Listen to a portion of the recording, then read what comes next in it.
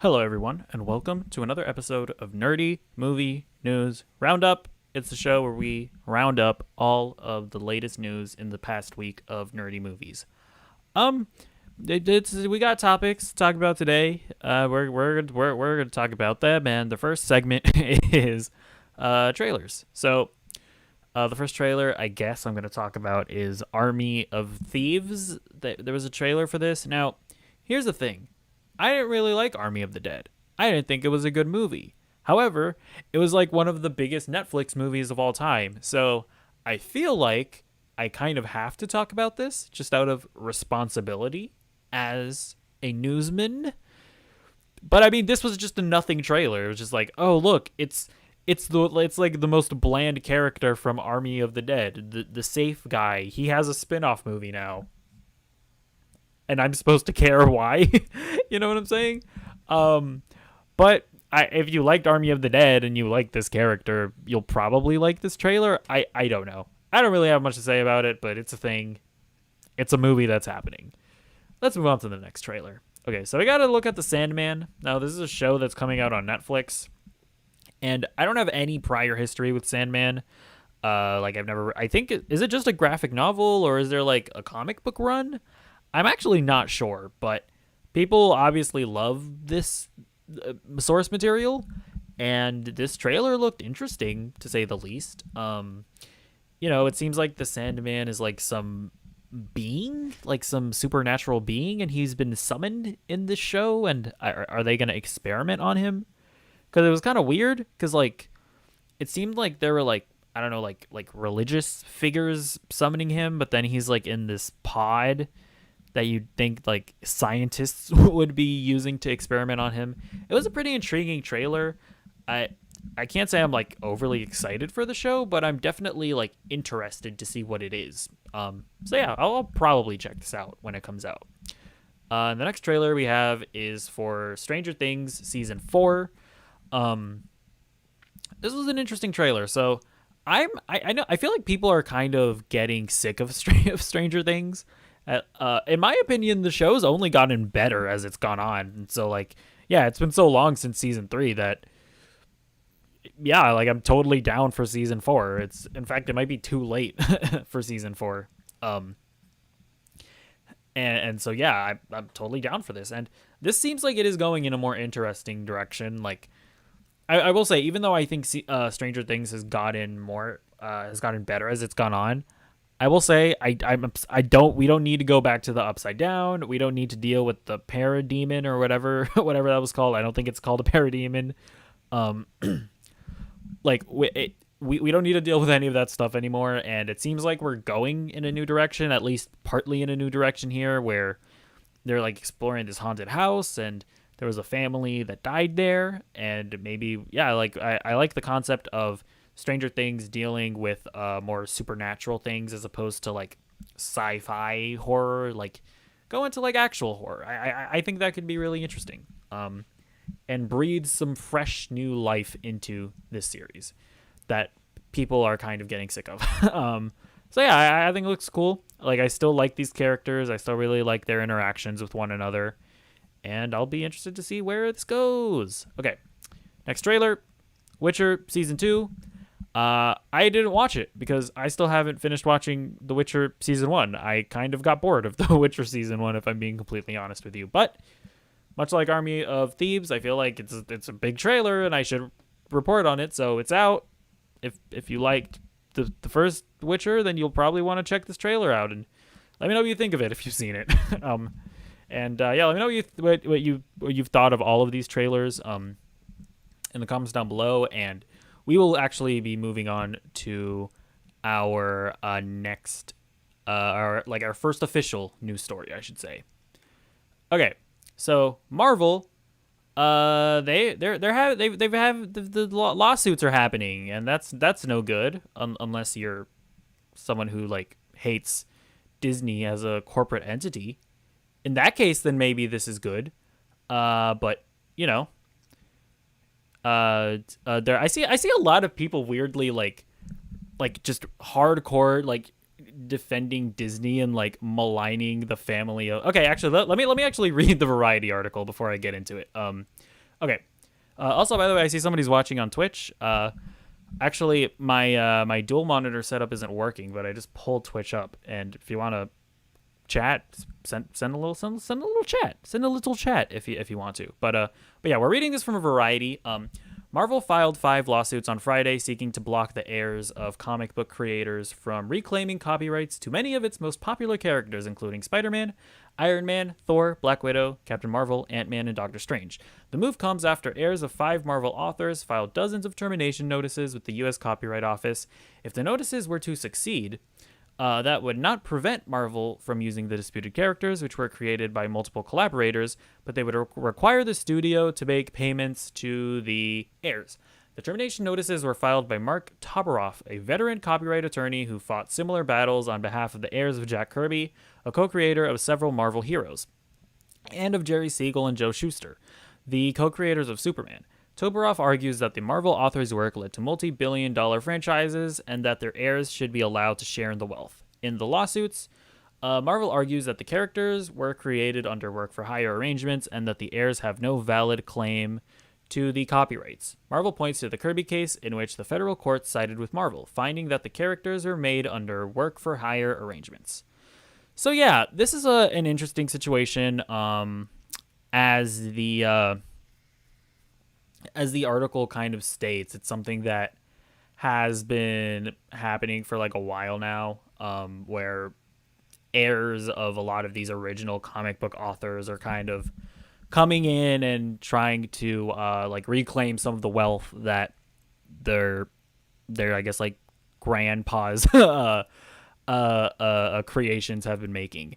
And I don't know, I feel like it's one of those things where like these deals were made so long ago. And by the way, right now I'm just talking morally, because I'll just say up front, like legally speaking, just based off of precedent, I don't think this is going to actually go anywhere. But morally speaking, I don't know how I feel about this, because it's like, I mean, like, do you really deserve money from like something your grandpa did?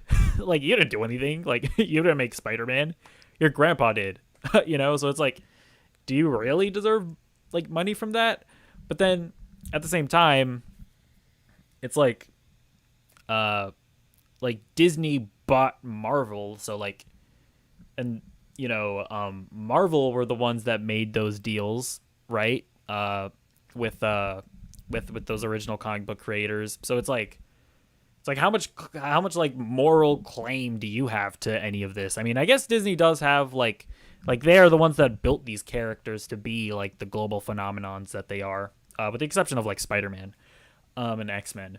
But like, yeah, I don't know. Honestly, like, this is one of those things where it's like, I'm not really qualified to come out and make like a big take a big stand here. But yeah, at the end of the day, I don't think this is gonna go anywhere really. I think they're gonna settle, and it's gonna be or like I think the courts are gonna throw the cases out, if I'm being completely honest. But yeah, let me know what you think about that. Like, do you think that these heirs deserve some of the wealth, or do you think that, you know, they didn't do anything? Why should they get anything in return?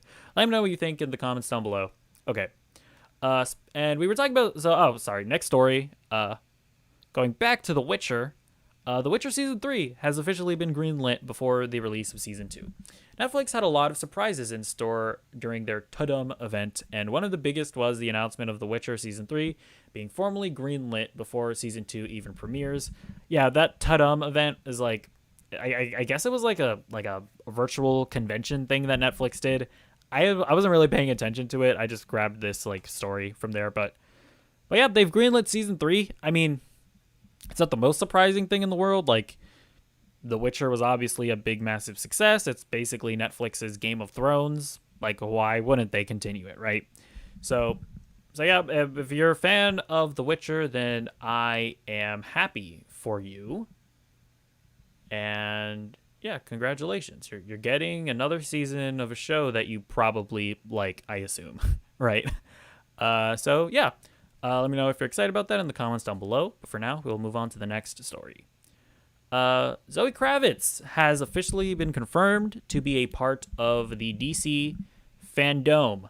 Robert Pattinson, reading this from Variety, Robert Pattinson offered a teaser for what fans can expect from Matt Reeves' The Batman at this year's DC fandom during the red carpet for the Academy Museum's premiere party. Pattinson hinted that the footage that will be shown will give audiences a new look at his Bruce Wayne and Zoe Kravitz's Catwoman. Me and Zoe Kravitz did some stuff. It's a fun little thing, Pattinson told Variety's Angelique Jackson.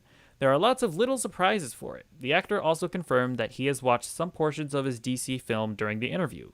I've seen some of the movie now, and it's kind of really cool, Pattinson said. It's really cool. So, I mean, a couple things to note there. The last little bit that he talks about where, he says that the movie's really cool. I wouldn't take too much stock in that. It's like, ooh, wow. An actor in a movie says the movie that he's acting in is good. Like what is he going to say? It's bad. So I wouldn't necessarily take too much stock in that. Although don't get me wrong, I'm insanely excited for the Batman. My entire existence just revolves around anticipating it. But I'm not going to take much stock in Robert Pattinson saying the movie he's in is good. But yeah, I do think it'll be interesting to see what Zoe Kravitz has to add to DC fandom, and I want to get a better look at this Selena Kyle. In the trailer, all we really see of her is like she tries to kick Batman, and then she's kind of like crawling on the floor like, I'm a cat, I'm a kitty cat. That's really all we saw of her. So it'll be interesting to see if we can kind of see what their dynamic is like, if they have any chemistry. I'm excited for DC fandom. Honestly, really just to see more of Suicide Squad kill the Justice League and the Batman. Like everything else is like, okay, fine, I guess, but those are the two that I just desperately want to see more of. Okay, so let's move on to our next story. This is the title of the video. Disney and Scarlett Johansson have settled their lawsuit. Now, allow me to gloat for a moment. I was pretty much bang on the money with this one. Like, I was pretty much just completely correct. Well, except for one little thing. But for the most part, I was correct. Okay. So we're reading this from Variety. Scarlett Johansson and Disney have reached a settlement over her blockbuster lawsuit that accused the studio of sabotaging the theatrical release of Black Widow to prop up Disney+. Terms of the settlement were not disclosed. Johansson had sought a $50 million payout from the studio. I am happy to have resolved our differences with Disney, Johansson said in a statement on Thursday. I'm incredibly proud of the work we've done together over the years and have greatly enjoyed my creative relationship with the team. I look forward to continuing our collaboration in years to come. Alan Bergman, the chairman of Disney Studios Content, said he too was pleased to have resolved the dispute. I'm very pleased that we have been able to come to a mutual agreement with Scarlett Johansson regarding Black Widow, he said in a statement. We appreciate her contributions to the Marvel Cinematic Universe and look forward to working together on a number of upcoming projects, including Disney's Tower of Terror. So, I basically said every time we got more pieces of information that Disney doesn't have a case here. They completely broke their contract with Scarlett Johansson, and yep, Scarlett Johansson is clearly satisfied with her payout, and Disney wanted to settle it, where we don't know exactly how much was paid, but the situation is over. Now, the one thing I was wrong about was that I thought that Disney and Scarlett Johansson were just gonna kind of like be I thought they were gonna go their separate ways and not work together anymore, but I guess they got to the point where they're gonna continue working together. So I guess that's cool. For them, Disney, they're not being big old babies about the whole situation. So yeah, I was right, and I'm a really cool guy, smart guy for being right. Okay. Okay, let's move on to our next story. The Boys spin-off that we've been talking about a lot. It has officially been given a straight-to-series green light. So this is coming from Variety. The planned spin-off of The Boys has officially been ordered to series at Amazon, Variety has confirmed. Set at America's only college exclusively for young adult superheroes and run by Vought International, the entitled series is described as an irreverent, R-rated show that explores the lives of hormonal competitive soups as they put their physical, sexual, and moral boundaries to the test, competing for the best contracts in the best cities. Yeah, this I'm not too sure how to feel about the show. Where it's like The Boys is great. I love it, but I wonder how like how like the degree of separation as far as like the talent that's like talented writers and directors, like how is that gonna like depreciate once you get into spin-offs? You know what I'm saying? Um, or if that depreciation is even gonna happen at all. I'm not sure. I'm not saying it will, but that is kind of one of the things I worry about with The Boys, and it's like it's also one of those things where it's like The Boys was made as kind of like an answer to like superhero content, and then it is just kind of funny to see like or it's made to like critique like superhero movies and stuff. At least that's at least part of the show. And I guess it's just funny that it's kind of like devolving into what superhero movies are currently with like shared cinematic universes or whatever. And I mean, also, like, I'm not sure how intriguing like the concept is with like college kids with superpowers. Like, I don't know. Listen, I want to watch it obviously because I'm a corporate slave and I'll watch whatever they do. But I don't know how excited I am for it. Is basically what I'm saying. But yeah, let me know what you think about this. Like, does the idea of a bunch of like college kids with superpowers, like, does that concept excite you? Like, are you like, I don't know, I like The Boys well enough, but I don't know if I need like spin-off series. Let me know what you think about all of that, and we'll move on to the next story. Okay, so we have our first set photo from The Last of Us. And this is like the little full photo. I mean, we've had like screenshots, we've seen pictures of sets, but this is like the first official one, to the best of my knowledge. And yeah, I mean, it looks really good. Like, it's one of those things. I was scrolling through Twitter and I was like, is that a picture of the game? Oh no, that's the show. That's like, but it just like so well captures like the mood of the game, which is pretty promising. And from the looks of it, Pedro Pascal, he appears to have that Joel hair. The girl who's playing Ellie, she looks like Ellie. Weirdly enough, I feel like the thing that that feels like that really like nails The Last of Us are like the backpacks. They just feel Last of Us. You know what I'm saying? So I think that's interesting. I think that's Joel's jacket that he has throughout the series. And the other interesting thing is that they're looking at like a crashed airplane. Now, maybe I'm misremembering, but I don't think there was a sequence with like a crash where they're exploring a crashed airplane in the first game. So this seems like a glimpse also at an original scene from the show. I mean, maybe this isn't going to even be a big deal, and it's just going to be like 1 second of them being like, "Hey, look, Jay, Ellie, look at the airplane," and then Ellie's gonna be like, "Oh my gosh, it's an airplane! Wow, I imagine how cool it must have been to fly in an airplane. That must have been so cool.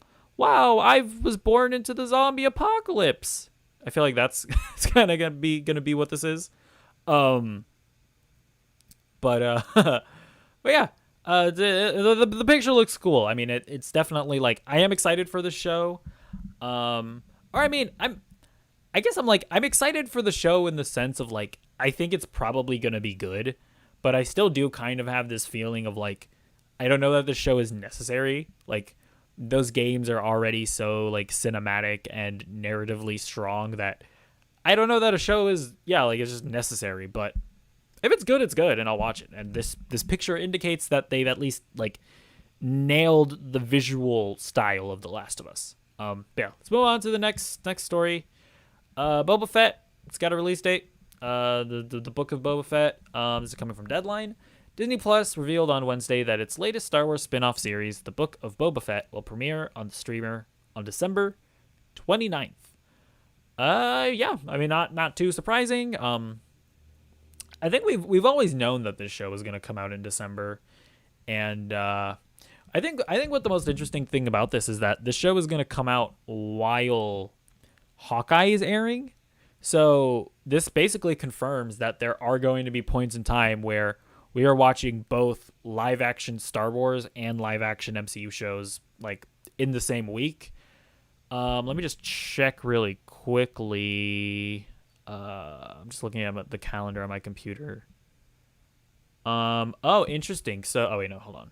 December 29th. Yeah, so presumably we're going to get an episode of Hawkeye and the Book of Boba Fett on the same day, which is a little, I mean, I don't know how smart that is. Like, but I mean, that's going to be a good day for people who like nerd stuff, I guess. So yeah, let me know what you think about that release date. Are you excited for the show? Are you kind of like, hey, listen, I only have enough time for one big Disney Plus show in a day. Don't make me choose between Hawkeye and Book of Boba Fett. Is that kind of what you're feeling? Let me know in the comments down below, and we'll move on to the next story. All right, so we're talking about Stranger Things some more, because apparently there are spin-off series in the works. Okay, so this is coming from Collider.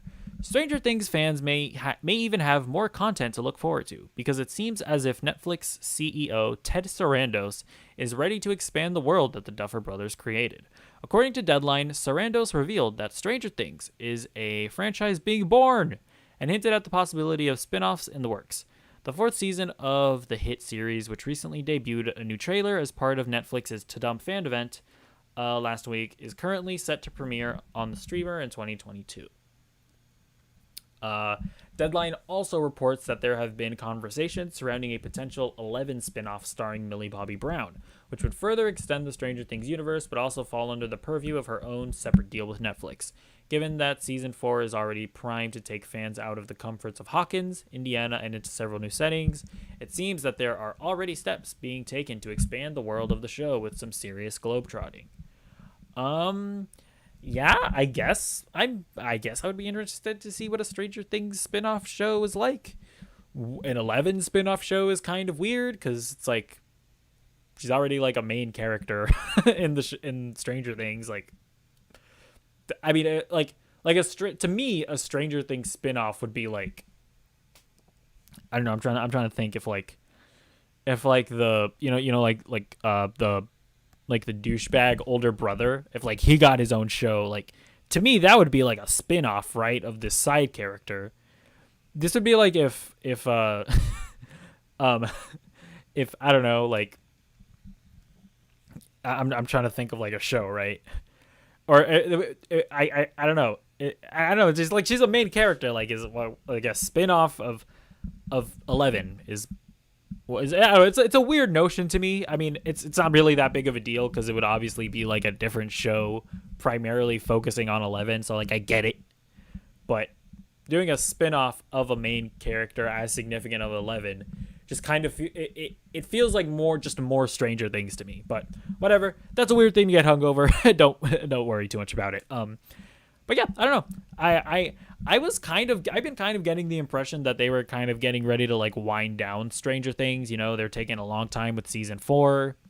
You know, Netflix has a tendency to cancel things after 3 seasons. But obviously Stranger Things is just like such a phenomenon that I could see Netflix being like, okay, this is like the one show that we should probably be continuing for forever.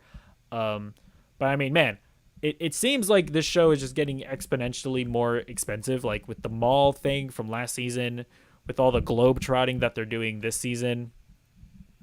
I guess, yeah, I would have expected them to like look at winding down the series a bit, but it seems like they're just want to propel on forward, right, with new stories and new things. Although I guess, like, yeah, if you do a spin-off, then that would inherently be a new cast and less money spent. So maybe that's kind of what they're going for.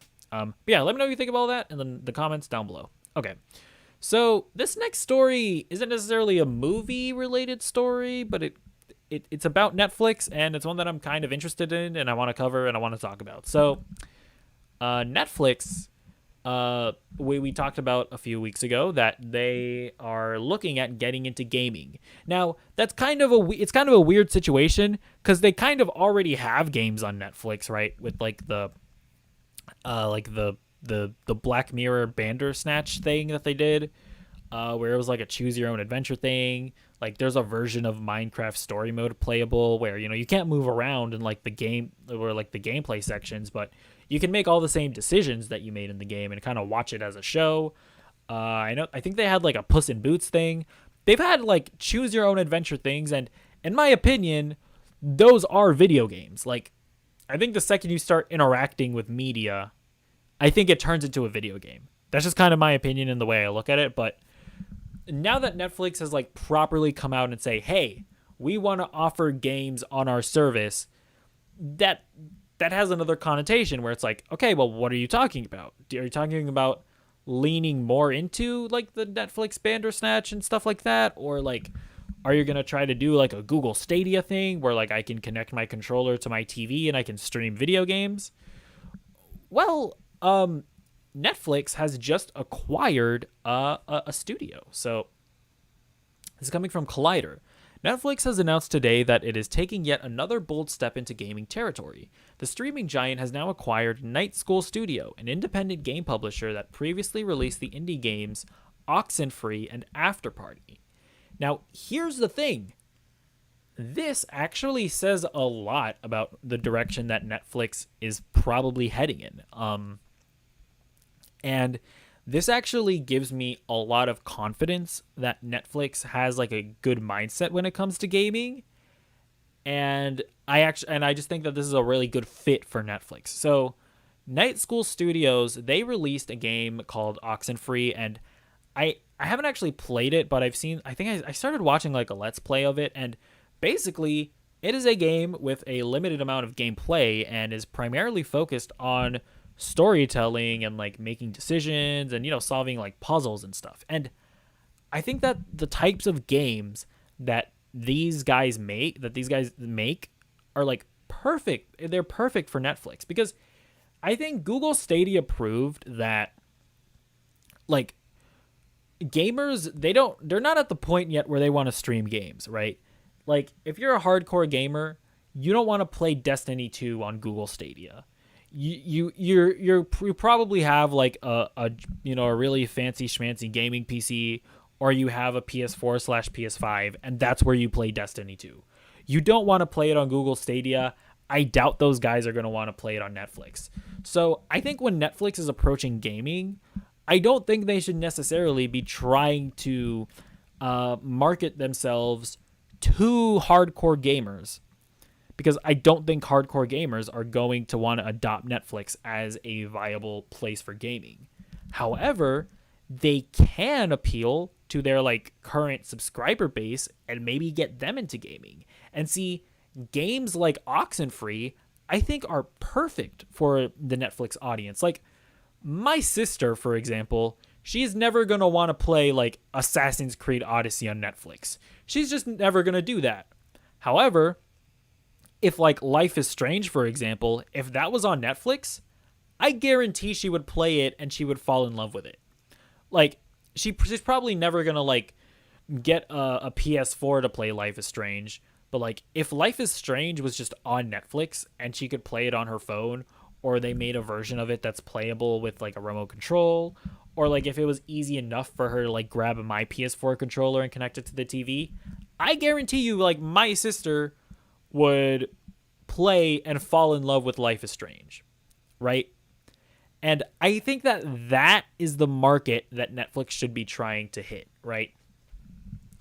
I think that's the direction that they should be going in when it comes to gaming. Make games that appeal to your subscriber base.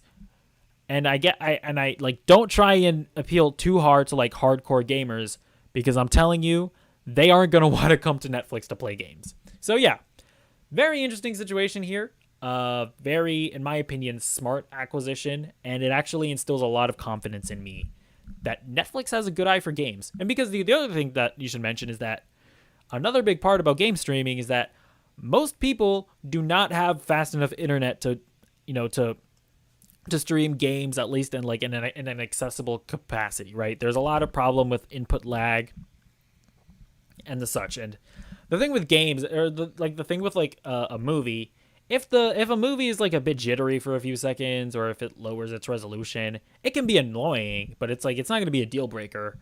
if you're playing a game and you're pressing the jump button and your character doesn't jump until 5 seconds after you press the jump button, that's an issue. Like that is like that's just not acceptable.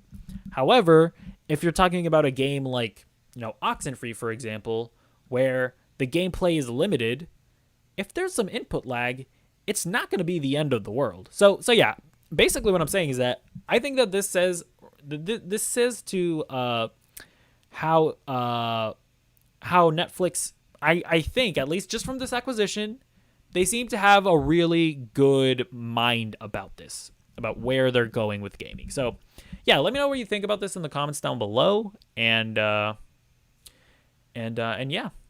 we're moving. Well, we're gonna move on to our last story, actually. Five Nights at Freddy's. It's a video game. They're supposedly making a movie out of it, but that movie has just lost its director. So this is coming from Screen Rant. Chris Columbus, and this is, by the way, this is a quote from Jason Blum, the producer on the movie. Chris Columbus is no longer attached. Whether there's a new director is classified information.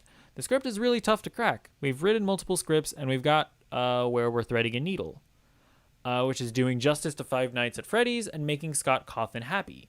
The only way that we would go about it is giving Scott... I don't want to do something that Scott doesn't like. Let me say that a different way. I don't have the right to do anything Scott doesn't like. Basically, Scott has kind of like the equivalent of Final Cut, and it's taken longer than I hoped to get the right story. We're a long way from giving up, and I'm confident eventually we'll figure it out. Honestly, man, I'm kind of over this whole Five Nights at Freddy's movie. Like, don't get me wrong, I've enjoyed the franchise in the past. I've watched all the... Like, the weird thing about Five Nights at Freddy's is that, like, I've played some of the games, but eventually I kind of got sick of the gameplay because it just ended up being, like, the same thing every game. But, like, I still, like, enjoyed the weirdly complicated lore. I don't understand the lore, but I enjoy watching, like, the game theory videos about it. So, like, I've been, like, sure, I've been like, curious about a Five Nights at Freddy's movie, but it's, like, so ridiculous how long they've been taking to do this. Like, and, like, I get that this is probably going to tie into the lore of the games in some way, so Scott Cawthon really needs to make sure that they do this, like, the right way. But it's just taking too long, and I'm kind of getting bored of even the concept of this movie, and I kind of just want them to hurry up and make it. Like, Scott, what are you doing? just finalize a script. Just do it. Just grab a screenwriter, sit with him in a cabin for like a month or something, and just hammer it out. Just do it, right? But yeah, let me know what you think about the Five Nights at Freddy's movie. Like, are you also, like me, sick of hearing about it when it doesn't pertain to it actually moving forward? Because, like, now they're going to have to go through an entire other process of finding another director. And it's just annoying at this point. But yeah, let me know what you think about that in the comments down below. And we're going to move on to our last segment. It's what I've been watching. Not much is the answer to that question. Basically, I just watched a couple episodes of Star Wars Vision. Here's the thing. I'm currently a senior in university. I'm about to get my bachelor's, hopefully. And I'm stressed out. Like, I put on a facade here, but I'm actually, like, stressed out at the moment to an unhealthy degree, I would say. And I just haven't been watching things. By the way, I forgot to put it in the news. Venom, Let There Be Carnage, released yesterday. I didn't have a chance to watch it. I was actually going to watch it, but I don't drive, and nobody was willing to take me. So that's actually the reason. It's not necessarily because of the stress that I didn't watch Venom. But still is the case that I'm incredibly stressed out right now. Haven't really been in the mood to watch much things, and I think it's for the best, because I watched 2 episodes of Star Wars Visions and I kind of didn't. I thought they were fine. Like, I watched the one with the girl in the village. Like, they were gonna take over the village, and then there was a girl. She was like, "I'm a Jedi, actually, and you're not gonna take over this village." And I thought that episode was fine, I guess. I watched this episode. That's the picture that you're watching, where the girl, her dad made the lightsabers for the Jedi, and he was backstabbed or something, and it was fine. Star Wars Visions is kind of just fine to me at this point. Like I think I'm on episode 6 at the moment, or I'm about to watch episode. A fine enough thing, I guess. I don't know. Honestly, I think that the first episode was so good that it's kind of soured my opinion on the rest of the show so far. But I don't know. Hopefully there are some just absolute bangers at some point. But yeah, I'll probably, hopefully when I'm in a better mindset, I can sit down and watch them and give them a bit more of a fair shake. But either way, that's it for the show. By the way, don't worry about me. I think I'll be okay. I just got to get my assignments done. By the way, that's like the only reason why I'm even doing this show at the moment is because I'm able to stream it, right? If I had to record it, edit it, like export it, upload it, I probably wouldn't be doing this show at the moment. It's because I started live streaming that I'm even bothering to do this. So yeah, don't worry about me. I'm fine. I'm totally fine. Yeah, that's gonna be it for the show today. Let me know what you thought about any or all of those things that we talked about. And I will see you in the next video.